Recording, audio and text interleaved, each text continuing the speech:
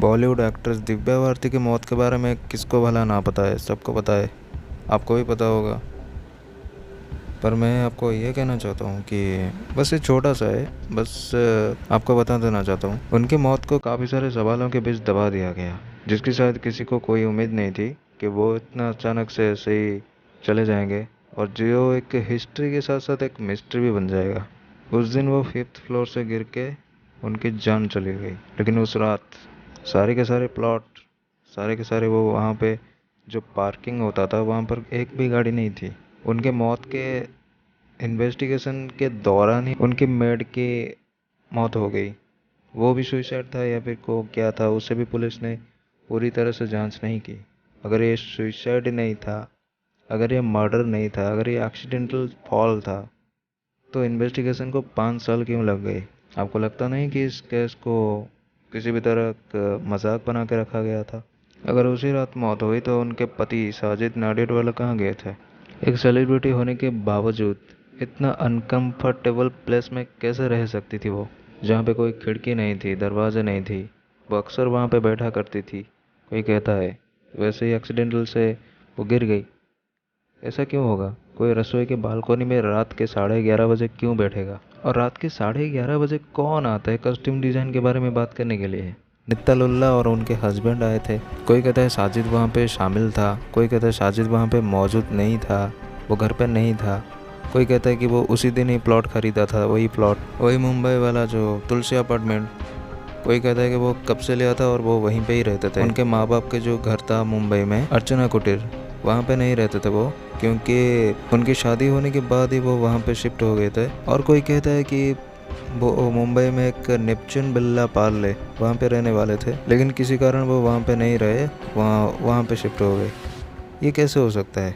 इसमें सबका सबका कोई ना कोई दोष है। खुद दिव्या की भी दोष है। अगर वो करियर के बारे में सोचकर ये सब शादी वादी इसमें नहीं घुसते तो आज वो जिंदा होते और कामयाबी के एक लंबी ऊंचाई पर होते। इसमें कोई ना कोई तो साजिश होगा, किसी ना किसी का साजिश होगा।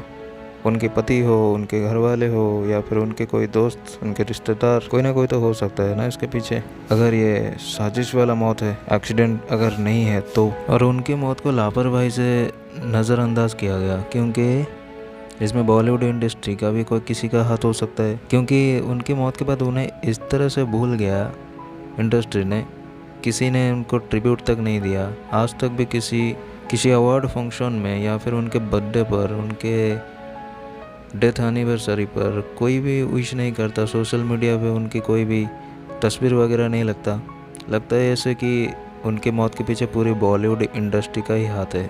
और जो कुछ भी है, ये इतने सारे सवाल देख सकते हैं ना, इतने सारे सवाल अगर आप देखेंगे तो आपको लगेगा कि ये मर्डर ही था। ना तो एक्सीडेंट हो सकता है, ना सुसाइड हो सकता है, मर्डर ही हो सकता है। और उनके पति साजिद नाडियाडवाला, जो कि आज के ज़माने के एक वाहियात फिल्म प्रोड्यूसर हैं, जो उस ज़माने में दिव्या के मौत के बाद जो 2-4 फिल्म बनाया था ना, वो सुपर हिट हुआ था।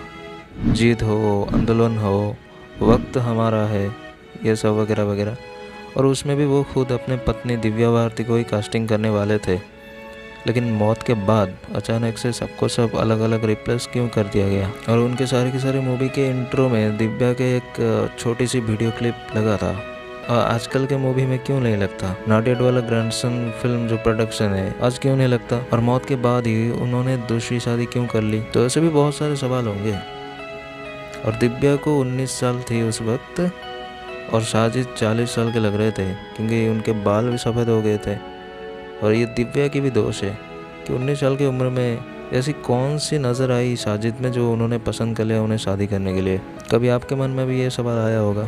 या दिव्या की मौत थी, या फिर दिव्या को ये सब कराया गया था किसी के ज़रिए? ये साजिद का कोई साजिश तो नहीं था? क्योंकि साजिद और साजिश ये दोनों काफ़ी मैच करते हैं, गुड कॉम्बिनेशन। तो ऐसे भी बहुत सवाल होंगे। उनके माँ बाप को भी कभी इंटरव्यू में पूछा गया था, लेकिन उन्होंने भी वही सेम बताया कि पहले जब उनकी मौत हुई थी, माँ बाप बड़े पागल तरह होते थे कि हमारी बेटी सुसाइड कभी नहीं कर सकती, ये मर्डर है, कौन मर्डरर है उसे ढूंढो। लेकिन बाद में जब उनके 9-10 साल के बाद इंटरव्यू लिया गया तो उन्होंने ऐसे ही उसे नॉर्मली उड़ा दिए, जैसे उन्हें किसी ने कहा है कि सोशल मीडिया में तुम यही बोलोगे। ऐसा लगता है कि उन्हें भी किसी ने डराया हुआ होगा। किसी न किसी का तो हाथ है इसमें, ऐसा मुझे भी लगता है। और इतने सारे सवालों के बाद भी अगर आप इससे और भी गौर से सोचेंगे और भी कितने सवाल इसमें निकलेंगे, गिनती भी नहीं हो पाएगी। और इसका जवाब सिर्फ एक मिला मुंबई पुलिस से, accidental fall, accidental fall, accidental fall. फिर केस को बंद कर दिया गया और इसका जवाब सिर्फ 3 लोगों को पता है, खुद दिव्या को, वहाँ पे मौजूद सारे लोग, और अगर ये किसी का साजिश है और जो इसने करा है, जो मास्टरमाइंड है उसे। और तीनों की तरफ से कुछ रिस्पॉन्स नहीं मिला क्योंकि इसका सही जवाब दिव्या दे सकती थी, क्योंकि सर पे काफ़ी चोट पहुंचने के बाद वो काफ़ी चोट से तड़पती हुई थी उस वक्त, इसलिए उसने या तो उन्हें पूछा नहीं गया कि ये क्या है, कैसे हुआ, किसने किया, तड़पती हुई, या फिर उसने बोली नहीं होगी, या फिर उनसे किसी ने पूछा नहीं होगा।